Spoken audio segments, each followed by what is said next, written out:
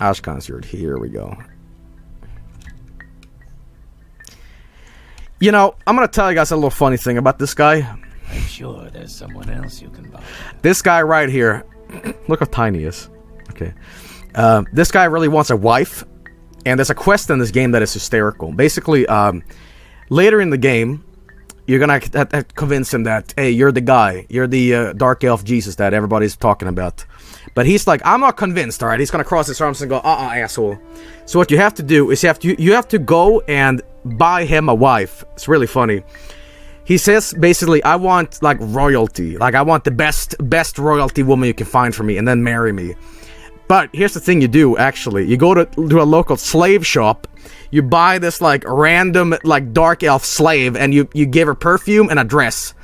And you trick him. And he's like, wow, royalty! And in reality, well, she's just some, like, some dirt woman. Anyway, you think you fulfill the Neverwin prophecies. You wish to be tested to see if you're the Neverwin. No Outlander may join the Neverwin cult. If you were a clan friend, an adopted member of the Ashlander tribes, then perhaps I have an initiation rite in mind. If you pass this rite, I will adopt you as a clan friend of the Ashlanders. Then I will submit you to the Nabari Mesa, or wise woman, who is skilled in oracles and mysteries, and we will test you against the prophecies. Alright. To be adopted into the tribe, you must undergo a harrowing English. In a harrowing, you will be judged by the spirits and ancestors to see if you are worthy. Go to your Shalaka burial caverns and fetch me Sul Zenipool's Bonebiter bow. These names sound like fucking next generation names. Jesus Christ. Like Klingon names. Sul Zenipool was my father, and his spirit guards his bone mold long and bow deep down in the burial caverns. Return to me with this bow, and I will adopt you into the Ashlander tribes as a clan friend. Alright. Let's just see where this is first. Initiation rite and the... Well, actually, he told me here. Here we go.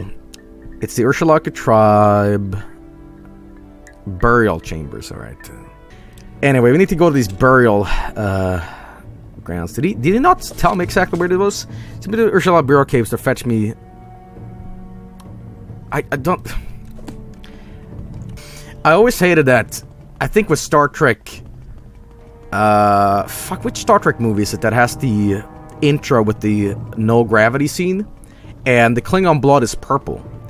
And if you watch Next Generation, actually, Deep Space Nine, there's a scene where they see who is the changeling, and they cut their hand, and, you know, red Klingon blood comes out. Now, in the movie, it's purple. And in the game, it's also, like, purple-pink. So, there's like, it was Star Trek 6, alright. It's always bothered me. I'm like, damn it, why can't you keep it the same? Anyway, we're trying to get back here because I really need to ask the guy here about exactly what this burial chamber is. Let's see here. Yes, excuse me, you told me to go to this burial chamber and I totally forgot where it was. Burial chamber, huh? Here he is. I totally forgot. He's like, go do this thing, do it. I'm like, okay, let me just out the door, and then I come back like beep beep beep. Oh, sorry, you didn't say. The burial caverns lie to the southeast of the camp. A north-facing door and a little hail halfway between us and the slopes of Red Mountain. Go north from the camp to the water, then turn east. As a rock cairn on the beach, turn on the head straight south and until you find the door. The spirit of our ancestors guard the caverns. They will attack and will kill you if they can. Force your way past them or evade them. Get the bow and return to prove your worthiness. Okay. This has to be the nerdiest stream ever. I'm playing Morrowind. I'm talking about Star Trek. I'm talking about, like, Star Trek Klingon blood. We need, like, deodorant in this stream right now. It's starting to smell. Alright, let's see here. So I must go to the bone biter, the bone mold longbow. I'm gonna go from here and then it kind of just go down. Could that be it? Could it be that simple? But this is the Astro burial. This is not the same, man. Shit, I think this might be it. This is it. Well, here I thought, hey, we're gonna take an hour to find this thing, but guess what? No. We are fine. There's only one problem here. I really... Oh my god. Oh. I really should have brought some fatigue potions here, but I think I'll be fine. Hey, Skeleton, how you doing? We gotta get up here. Again, the Morrowind... This game in particular lacks dungeon music, which I've addressed before, but it's not a really bother for me. In fact, it actually kind of makes the dungeon exploring for me a little easier to digest. Because it doesn't feel like you're shit out of luck constantly. Oh my god. Ow. But, yeah, there's mods where it actually implements the music from the previous game, Daggerfall, into the dungeon exploring, but... Yeah. Oh, shit. There's some pretty good loot in this dungeon, too. Oh, I'm sliding around. Spooky, man. That is a happy-ass skeleton. Look at him. Welcome to my fuck house! I cannot believe that the voice actor of Skeletor actually gave me a shout out.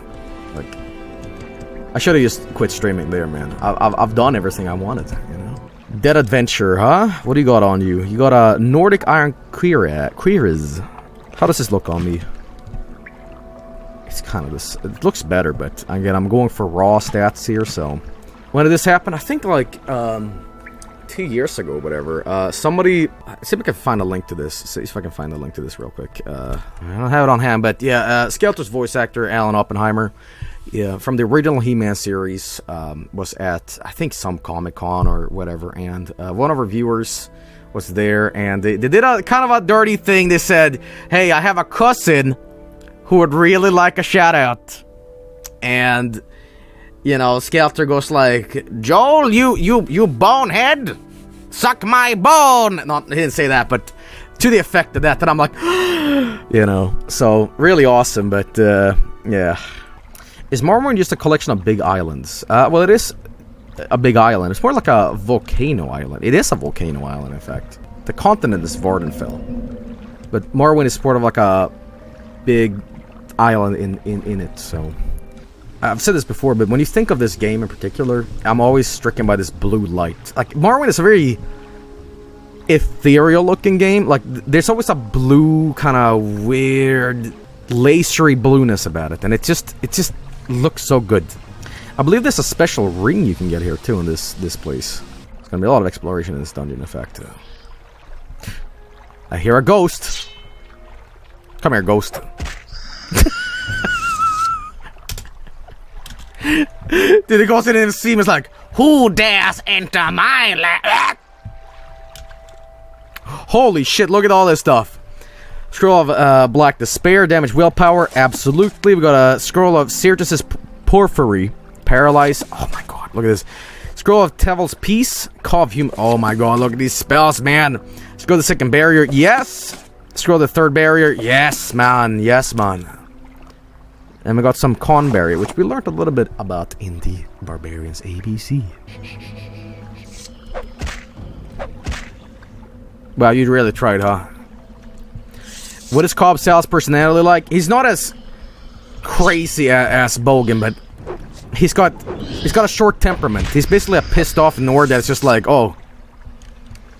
Tell you what, my words fail. Look at that face.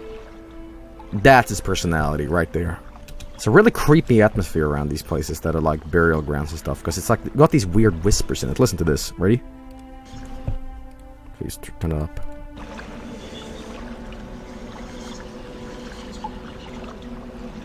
Ugh.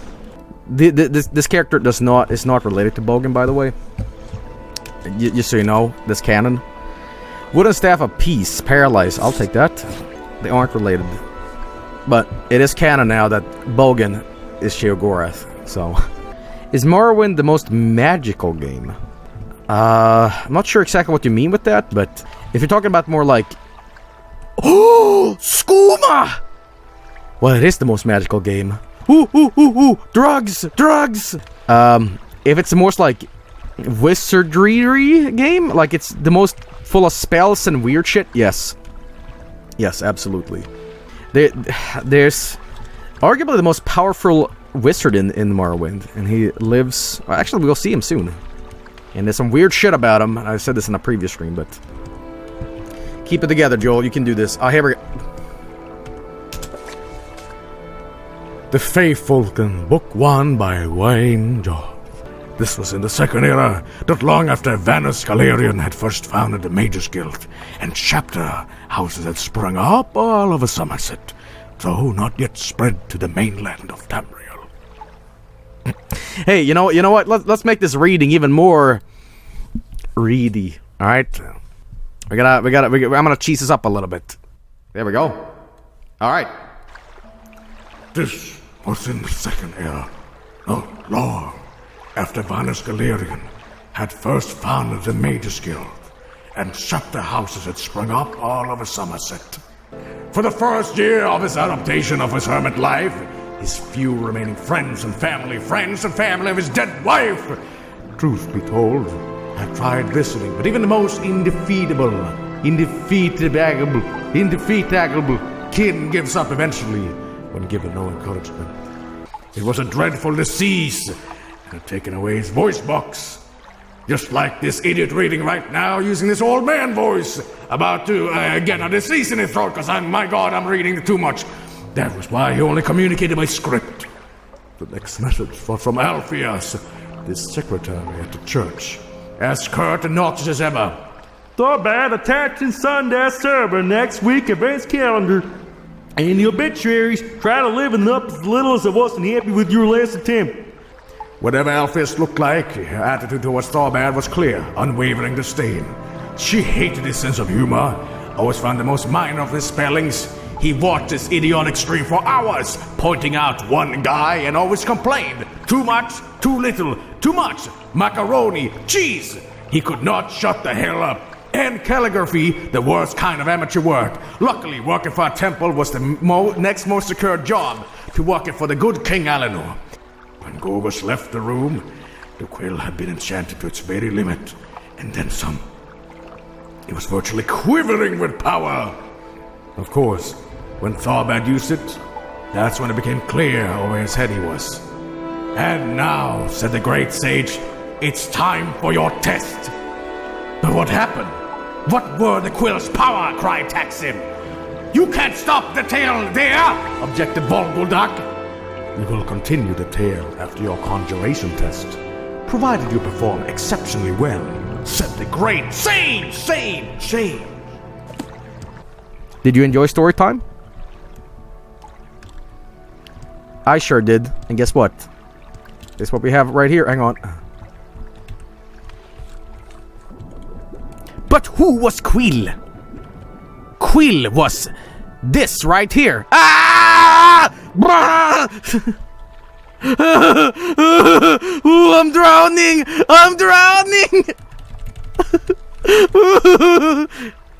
Okay. Yeah, whenever I read books, I'm gonna do the Old man voice reading Tolkien.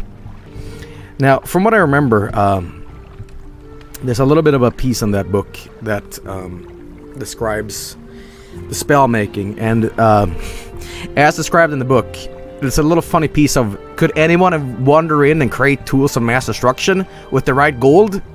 And basically, yes you can. The game is basically saying any Yokil can walk into the Mages Guild, present enough gold, and create a nuke. And it's true in the game. You can do that. So, yes. Anyway, I'm still trying to get up here.